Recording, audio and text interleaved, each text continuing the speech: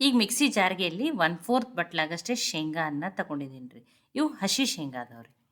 ಈಗ ಇದನ್ನು ತರಿಯಾಗಿಯೇ ಗ್ರೈಂಡ್ ಮಾಡ್ಕೊತೀನಿ ರೀ. ನೋಡಿ, ಕಲ್ಲಿದ್ರೆ ಕಲ್ಲಿನಲ್ಲಿನೇ ನೀವು ಕುಟ್ಬಿಟ್ಟು ತೊಗೋಬೋದು.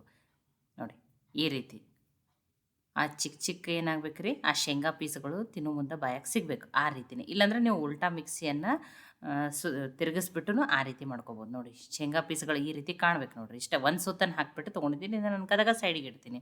ಅದೇ ಮಿಕ್ಸಿ ಜಾರ್ಗೆ ನಾನಿಲ್ಲಿ 3 ಹಸಿಮೆಣ್ಸಿನ್ಕಾಯಿ, ಒಂದು 6-7 ಬೆಳ್ಳುಳ್ಳಿ ಹೆಸಳನ್ನು ಹಾಕ್ತಾಯಿದ್ದೀನಿ. ಇಲ್ಲ ಬೆಳ್ಳುಳ್ಳಿ ತಿನ್ನಲ್ಲ ಅಂದ್ರೆ ನೀವು ಏನು ಮಾಡ್ಬೋದು, ಹಸಿ ಶುಂಠಿಯನ್ನಾದರೂ ಹಾಕ್ಬೋದು. ಈಗ ಇದನ್ನು ಗ್ರೈಂಡ್ ಮಾಡಿಕೊಂಡು ಒಂದು ಸ್ವಲ್ಪ ಒಂದು 3-4 ಸ್ಪೂನ್ ಆಗಷ್ಟು ನೀರನ್ನು ಹಾಕ್ಕೊಂಡ್ಬಿಟ್ಟು ನುಣ್ಣಗೆ ರುಬ್ಕೊಂಡ್ಬಿಟ್ಟು ತೊಗೊಂಡಿದ್ದೀನಿ ರೀ. ನೋಡಿ, ಖಾರ ನೀವು ನೋಡ್ಕೊಂಡು ಹಾಕೋರಿ. ತುಂಬ ಇಷ್ಟ ಅಂದ್ರೆ ಖಾರ ಇನ್ನೊಂದು ಮೆಣ್ಸಿನ್ಕಾಯಿ ಅಥವಾ 2 ಮೆಣ್ಸಿನ್ಕಾಯನ್ನು ಹಾಕೋಬೋದು. ಅದನ್ನು ಸೈಡಿಗೆ ಇಡ್ತೀನಿ ರೀ. ಈಗ ಇನ್ನೊಂದು ಪಾತ್ರೆಗೆ ಇಲ್ಲಿ 3 ಈರುಳ್ಳಿಯನ್ನು ಉದ್ದುದ್ದಾಗಿ ತೆಳುವಾಗಿ ಕಟ್ ಮಾಡಿಬಿಟ್ಟು ತೊಗೊಂಡಿನಿ ರೀ. ನೋಡಿ, ಆ ಚಾಪಿಂಗ್ ಪ್ಯಾಡ್ ಮೇಲೆ ಸ್ವಲ್ಪ ಅರಿಶಿಣವನ್ನು ಹತ್ತಿತಿರೋದು, ಅದಕ್ಕೆ ಆ ಈರುಳ್ಳಿ ಏನಾಗೈತಿ ಸ್ವಲ್ಪ ಹಳದಿ ಕಲರ್ ಕಾಣತ್ತಾವ ರೀ. ಫ್ರೆಶ್ ಆಗಿರುವ ಕರಿಬೇವು ಸೊಪ್ಪನ್ನು ಸಣ್ಣದಾಗಿ ಕಟ್ ಮಾಡಿ ಹಾಕಿದ್ದೀನಿ. ಸ್ವಲ್ಪ ಕೊತ್ತಂಬರಿ ಸೊಪ್ಪನ್ನು ಕಟ್ ಮಾಡಿ ಹಾಕಿದ್ದೀನಿ. ನೋಡಿ, ಆ ತರಿಯಾಗಿ ಶೇಂಗಾ ಏನು ಗ್ರೈಂಡ್ ಮಾಡಿವಲ್ಲ ಅದನ್ನು ಹಾಕ್ತಾಯಿದ್ದೀನಿ. ತಿನ್ನೋ ಮುಂದೆ ಈ ರೀತಿ ಹಸಿ ಶೇಂಗಾ ಅದೇನಾಗ್ತದೆ ರೀ, ಡೀಪ್ ಫ್ರೈ ಆದಮೇಲೆ ಟೇಸ್ಟ್ ಚೆನ್ನಾಗಿ ಬರ್ತದೆ. ಇಷ್ಟು ಸಾಕಾಗ್ತದೆ ರೀ. ನಾನು ಒಂದು 2 ಸ್ಪೂನ್ ಆಗಷ್ಟು ತೆಗೆದಿಟ್ಟಿದ್ದೀನಿ. ರುಚಿಗೆ ತಕ್ಕಷ್ಟು ಉಪ್ಪನ್ನು ಹಾಕ್ತಾಯಿದ್ದೀನಿ. ನೋಡಿ, ಒಂದು ಅರ್ಧ ಸ್ಪೂನ್ ಆಗಷ್ಟೇ ಜೀರಿಗೆನ ಹಾಕ್ತಾಯಿದ್ದೀನಿ. ಇಲ್ಲಿ ಸೋಡಾ ಮೊಸರು ಏನನ್ನು ಬಳಸ್ತೇನೆ ಮಾಡ್ತಾಯಿದ್ದೀನಿ ರೀ. ನೋಡಿ, ಅರ್ಧ ಬಟ್ಲಾಗಷ್ಟೇ ಚಿರೋಟಿ ರವೆಯನ್ನು ಹಾಕ್ತಾಯಿದ್ದೀನಿ. ಈಗ ಉಪ್ಪಿಟ್ಟು ರವೆ ಇತ್ತಂದ್ರೆ ಅದನ್ನು ಮಿಕ್ಸಿಗೆ ಹಾಕ್ಬಿಟ್ಟು ಹಾಕ್ರಿ ನೀವು. 1 ಬಟ್ಲಾಗಷ್ಟೇ ಮೈದಾನ ಹಾಕ್ತಾಯಿದ್ದೀನಿ. ನೋಡಿ, ಜಾಸ್ತಿ ಹಿಟ್ಟೂ ಆಗಬಾರ್ದು, ಹಿಟ್ಟು ರವೆನೂ ಜಾಸ್ತಿ ಆಗಬಾರ್ದು. ಅದಕ್ಕೆ 1 ಸ್ಪೂನ್ ಆಗಷ್ಟು ತೆಗೆದಿದ್ದೀನಿ ನೋಡಿರಿ.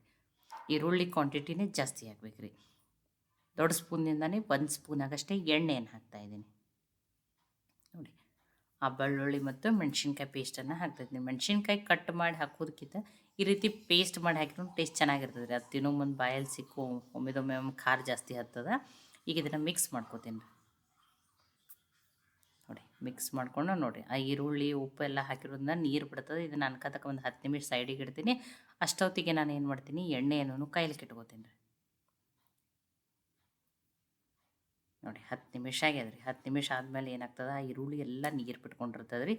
ಈ ರೀತಿ ನೋಡಿ ನೀಟಾಗಿ ಅದನ್ನು ಮಿಕ್ಸ್ ಮಾಡ್ಕೋಬೇಕು ರೀ. ಇದಕ್ಕೆ ತುಂಬ ನೀರು ಹಿಡಿಸಲ್ಲ, ಒಂದು 3 ಸ್ಪೂನು 4 ಸ್ಪೂನ್ ಅಷ್ಟೇ ನೀರು ಸಾಕಾಗ್ತದೆ ರೀ. ಇದಕ್ಕೆ ಆ ಈರುಳ್ಳಿ ಎಲ್ಲ ಚೆನ್ನಾಗಿ ಉಪ್ಪದೆಲ್ಲ ನೀರು ಬಿಡ್ತದೆ ನೋಡಿರಿ.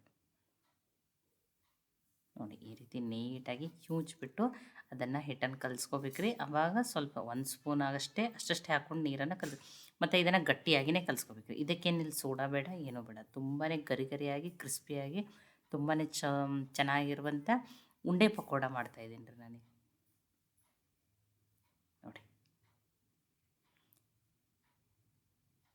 ನೋಡಿ, ಒಮ್ಮೆಲೆ ನೀರು ಹಾಕೋಬೇಡ್ರಿ, ಒಂದೊಂದು ಸ್ಪೂನ್ ಆಗಷ್ಟೇ ನೀರನ್ನು ಹಾಕೋರಿ. ನೋಡಿ, ಇದೇ ರೀತಿಯೇ ಗಟ್ಟಿಯಾಗಿಯೇ ಇರಬೇಕು ರೀ. ನೋಡಿರಿ, ನಾನು ನಿಮಗೆ ಹೆಂಗೆ ತೋರಿಸ್ತೀನಿ ನೋಡಿ. ಈ ರೀತಿ ಏನು ಮಾಡ್ಕೋಬೇಕು ನೋಡಿ, ಈ ರೀತಿ ಮಾಡೋ ಉಂಡೆ ಪಕೋಡನ ಯಾವ ರೀತಿ ಎಣ್ಣೆಯಲ್ಲಿ ಬಿಡಬೇಕಂತನೂ ಹೇಳ್ತಾ ಇದ್ದೀನಿ.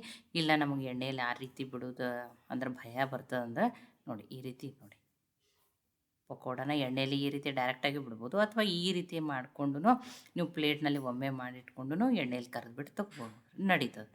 ನೋಡಿ, ಈ ರೀತಿ ಮಾಡ್ಕೊರಿ. ನೋಡಿ, ತುಂಬಾ ಚೆನ್ನಾಗಿ ಬರ್ತಾವೆ ರೀ ಪಕೋಡ. ನೋಡಿ, ಈ ರೀತಿ ಮಾಡಿಕೊಂಡು ನೋಡಿ, ಈರುಳ್ಳಿ ಕ್ವಾಂಟಿಟಿನೇ ಜಾಸ್ತಿ ಇರ್ಬೇಕು ರೀ ಇದ್ರೊಳಗೆ. ಹಿಟ್ಟು ಮತ್ತು ರವೆನೂ ಜಾಸ್ತಿ ಆಗಬಾರ್ದು ರೀ ಇದ್ರ.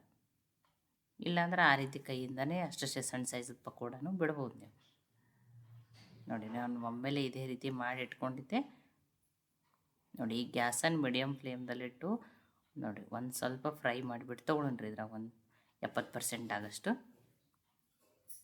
2 ಸಲ ಡೀಪ್ ಫ್ರೈ ಮಾಡೋಣ. ಅವಾಗ ತುಂಬಾ ಗರಿಯಾಗಿ ಕ್ರಿಸ್ಪಿ ಮತ್ತು ಒಂಚೂರೂ ಎಣ್ಣೆ ಹಿಡಿಯಲ್ಲ ರೀ. ತುಂಬಾ ಚೆನ್ನಾಗಿ ಬರ್ತವೆ ನೋಡಿ.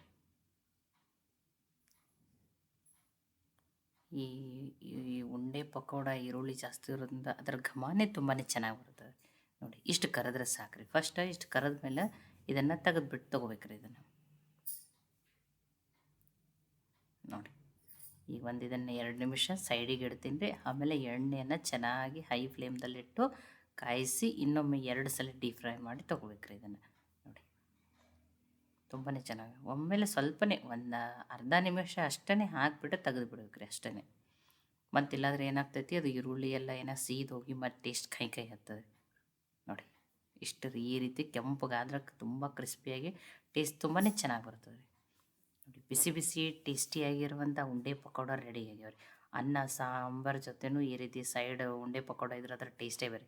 ಅಥವಾ ಈ ಚಳಿಗಂತೂ ಬಿಸಿ ಬಿಸಿ ಟೀ ಜೊತೆ ಈ ಪಕೋಡದ ಮಜಾನೇ ಬೇರೆ ರೀ. ನೋಡಿರಿ ಎಷ್ಟು ಚೆನ್ನಾಗಿ ಬಂದಾವ ನೋಡಿರಿ. ತುಂಬಾ ಕ್ರಿಸ್ಪಿ ಅದಾವೆ ಮತ್ತು ಒಂದು ಚೂರೂ ಎಣ್ಣೆ ಹಿಡ್ದಿಲ್ಲ. ತುಂಬಾ ನೋಡಿ ಸಾಯಂಕಾಲ ಟೀ ಜೊತೆ ಇದನ್ನು ಖಂಡಿತನೂ ಟ್ರೈ ಮಾಡಿ ನೋಡಿರಿ. ತುಂಬಾ ಸಿಂಪಲ್ ಐತಿ. ಕಡಿಮೆ ಇಂಗ್ರೀಡಿಯೆಂಟ್ಗಳನ್ನ ಬಳಸಿ ಮಾಡಿದ್ದೀನಿ. ಮನೆಯಲ್ಲಿರೋ ಬೇಸಿಕ್ ಸಾಮಗ್ರಿಗಳನ್ನ ಬಳಸಿ ನೋಡಿ. ಒಳಗಡೆನೂ ಕಟ್ ಮಾಡಿಬಿಟ್ಟು ತೋರಿಸ್ತಾ ಇದ್ದೀನಿ ನೋಡಿ. ಎಷ್ಟು ಚೆನ್ನಾಗಿ ಬಂದಾವ ನೋಡಿರಿ. ನೋಡಿ ಈ ರೀತಿ ಬಿಸಿ ಬಿಸಿ ಪಕೋಡ ಇದ್ದರೆ ಇದನ್ನು ನೀವು ಸಾಸ್ ಜೊತೆನೂ ತಿನ್ಬೋದು, ಮೆಣಸಿನ್ಕಾಯಿ ಸೈಡಿಗೆ ಕಟ್ಕೊಂಡು ತಿನ್ಬೋದು, ಅಥವಾ ಗ್ರೀನ್ ಚಟ್ನಿ ಜೊತೆನೂ ತಿನ್ಬೋದು. ಈ ರೀತಿ ಟೀ ಜೊತೆ ಪಕೋಡ ಇದ್ದರೆ ಅದ್ರ ಮಜಾನೇ ಬೇರೆ ರೀ. ಚಳಿಯಲ್ಲಿ ಬಿಸಿ ಬಿಸಿ ಪಕೋಡ ಯಾರಿಗಿಷ್ಟ ಇಲ್ಲ ಹೇಳ್ರಿ, ಎಲ್ಲರಿಗೂ ಇಷ್ಟ. ಈ ಉಂಡೆ ಪಕೋಡ ರೆಸಿಪಿ ನಿಮಗೆ ಇಷ್ಟ ಆಗಿದ್ರೆ ಲೈಕ್ ಮಾಡಿ, ಶೇರ್ ಮಾಡಿ, ಕಮೆಂಟ್ ಮಾಡಿರಿ. ಖಂಡಿತನೂ ಟ್ರೈ ಮಾಡಿ ನನಗೆ ಹೆಂಗೆ ಬಂದಿತ್ತು ಅಂತ ತಿಳಿಸ್ರಿ. ಮತ್ತೆ ಹೊಸ ಹೊಸ ರೆಸಿಪಿ ಜೊತೆ ಸಿಗೋಣ. ಎಲ್ಲರಿಗೂ ಧನ್ಯವಾದಗಳು.